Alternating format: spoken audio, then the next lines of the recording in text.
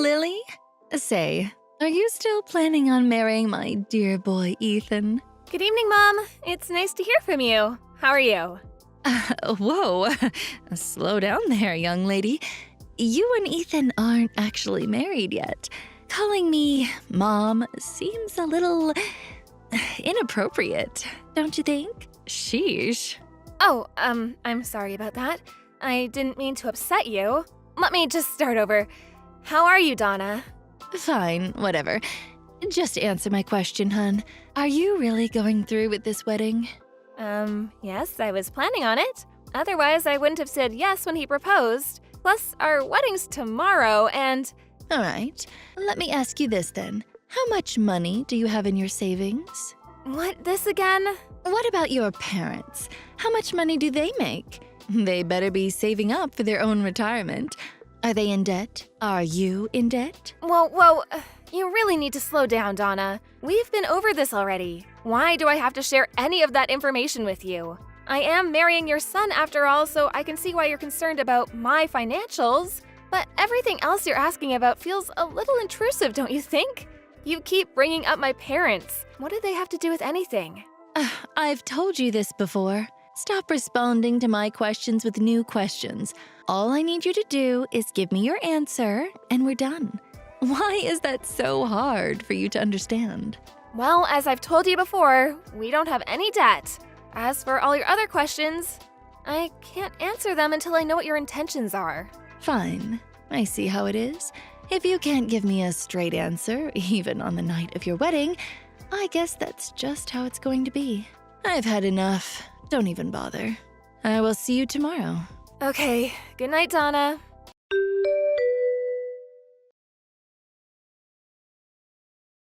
Hey, Ethan. Your mom texted me again asking about my family's financial situation. What? Again? Jeez, I can't believe she's still bringing that up. What exactly did she ask you this time? The same set of questions as before, and the time before that. I see. Dad and I have both told her it's not polite or appropriate to pry like that. But it just goes into one ear and out the other. I'm really sorry. It's fine. I'm just glad at least you and Victor have my back. We need to make sure we keep an eye on her at the wedding tomorrow. I hope she doesn't try to pull anything stupid. Worst case, if she does, I'm prepared to kick her out of the venue. I really hope it doesn't come to that. Same here. I'll talk to Mom again tonight. Make sure she doesn't try anything funny tomorrow. I'll ask my dad and my other relatives to keep an eye on her too. I'm really sorry about all of this. My mother making a scene is the last thing we need on our wedding day.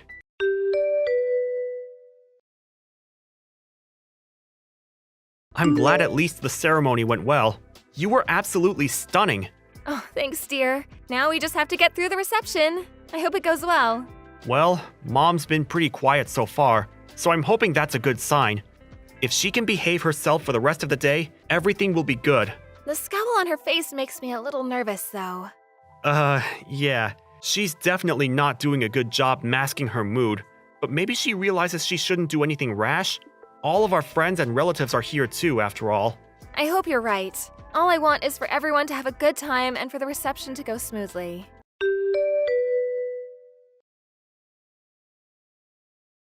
I knew it. So you were after our money. You've been exposed, Missy. Ethan definitely won't go through with this wedding now. Oh, how unfortunate for you. What is your problem?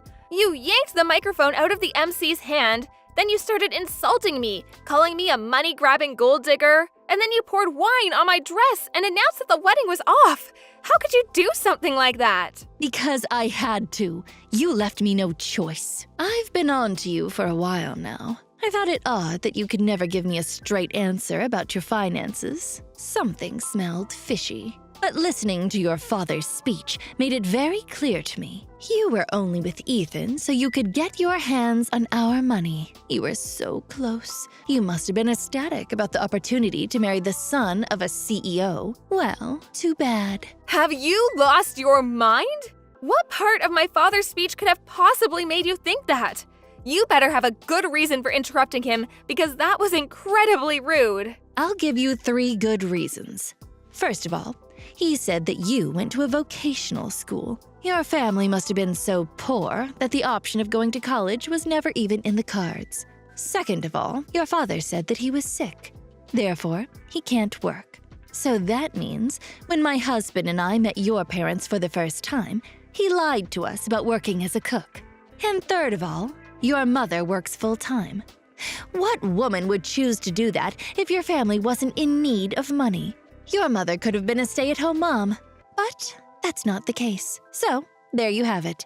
All the evidence I need to conclude that the only reason you were trying to marry Ethan was so that you could be the wife of a future CEO and take all our money. Not so smug now, are you? You deceitful low-class bimbo. You have no place in my family. Uh-huh. I see. Fine then, the wedding is canceled. I hope you're pleased with yourself. I am, indeed. Now, get lost, you beggar.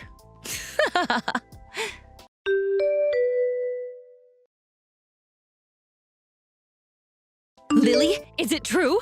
I heard that after you announced that you canceled the wedding yesterday, you actually carried on with it as planned. Yes, we did. We were actually going to cancel the reception and send everyone home after you ruined my dress and my father's speech. But after seeing everything that happened, the staff at the venue felt bad and were kind enough to let us stay later than the time we booked the place for. Fortunately, we were the only couple getting married there yesterday, so they didn't even charge us for the extra time. It was very nice of them to make those arrangements for us. After we watched you practically skip out of the venue, happy as a clam, we carried on with the reception. I can't believe this.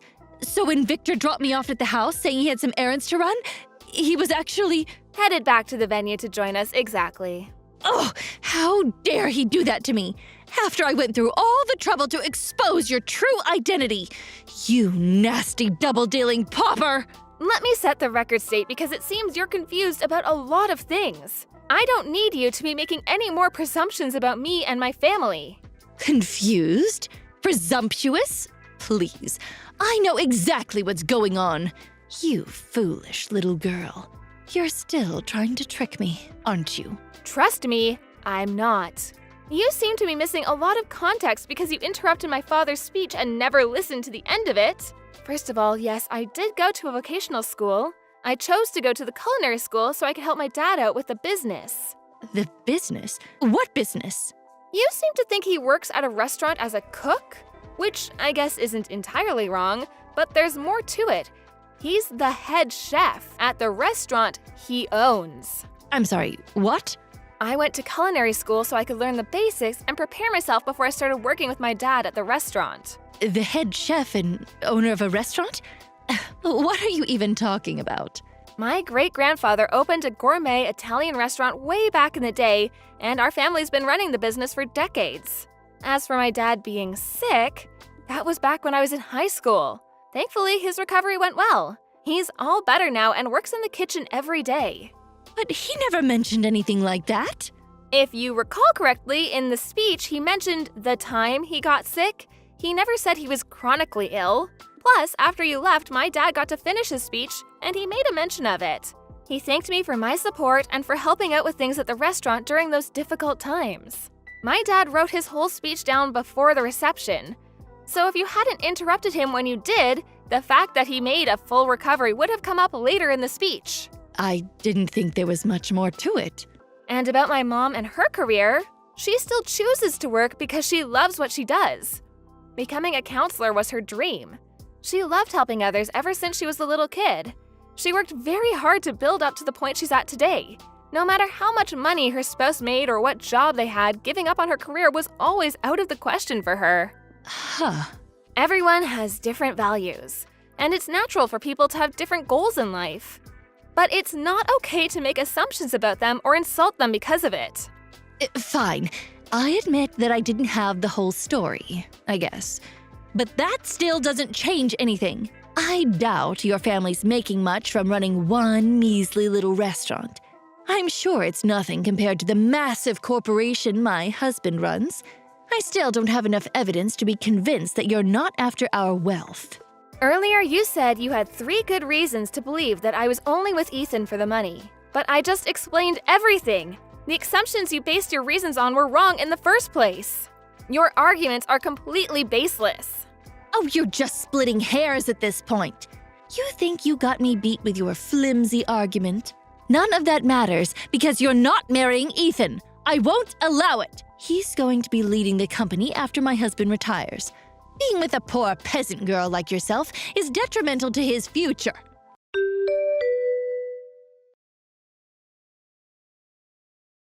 Lily! I'm so sorry about my mother's behavior. I have no idea what's gotten into her, but it's completely unacceptable. I'm okay, Ethan. At least you and your dad are on my side. Of course we are. We know you and we know your character. You're a kind, hardworking, and loving person. Thanks. I really appreciate that.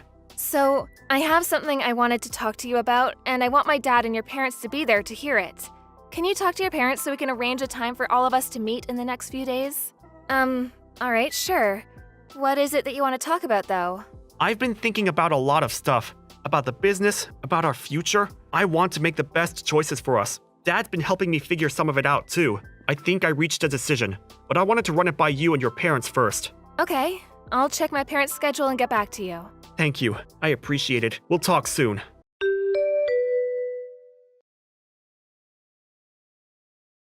Lily, answer your phone this instant. What did you tell my husband and son? There's no way they would treat me like this unless you were behind it. I'm not behind anything, Donna. Victor and Ethan just told me what I assume they told you. Ethan said he wanted to take my family's name and cut ties with you. And Victor said he was going to officially announce that Ethan's cousin Sean will be taking over the company after he retires. Oh, and that he's also planning on divorcing you. At least that's what my parents and I were told. That's all I know. You can't be serious. Why wasn't I a part of this conversation? Oh, unbelievable. Well, considering the way you behaved at the wedding, I'm not surprised that Victor and Ethan felt they wouldn't be able to have a rational discussion with you. It might feel unreasonable, but I can't really blame them. This is an outrage. After 30 years of marriage and dedicating my life to being a devoted housewife and supporting my husband while he ran his family's company. What irks me the most is that Victor is telling me that when we split our assets after the divorce, he's going to make me take part of my share and pay you for the damages that I caused at the reception. $50,000! All of his relatives are saying it's only fair, but they're wrong. Everyone's being so cruel to me. I can't stand this.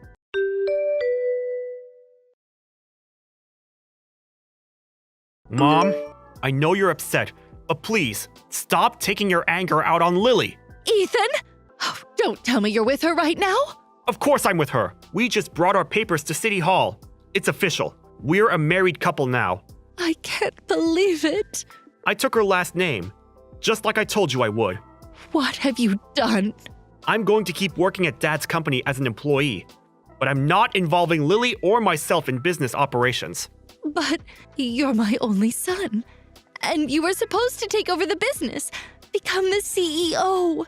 Do you truly think that what you're doing is acceptable? I already told you, Sean's taking over the business, not me. And besides, this decision wasn't official until now, but it was practically decided for a while. What? You just assumed I was taking Dad's place and made a whole big deal about nothing. But think of the position that puts you in. This puts me in a great position, because it's exactly what I wanted. Sean's great at what he does. He's skilled, innovative, and very capable. The company's in good hands with a businessman of his caliber at the top. You may have supported Dad at home, but you have no say in what happens with the company. It has nothing to do with you. This can't be. Lily's my family now. I need to go. I'm sorry, but after everything you did at the wedding, I've lost respect for you completely, and I honestly just want nothing to do with you. And as far as your relationship with Dad's concerned, go talk to him about it. I'm sure you both have some stuff to figure out. Ethan, no. Please wait. Bye, Mom.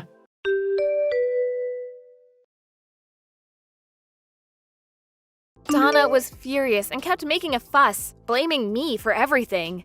But Victor's lawyer told her that she should consider herself lucky that I wasn't suing her for assault or defamation, and that she should be grateful that the family wanted to settle things in a civil manner. I guess that scared her quite a bit because she signed the divorce papers immediately after. I don't understand why she thought what she did at the wedding and her divorce had anything to do with each other, though.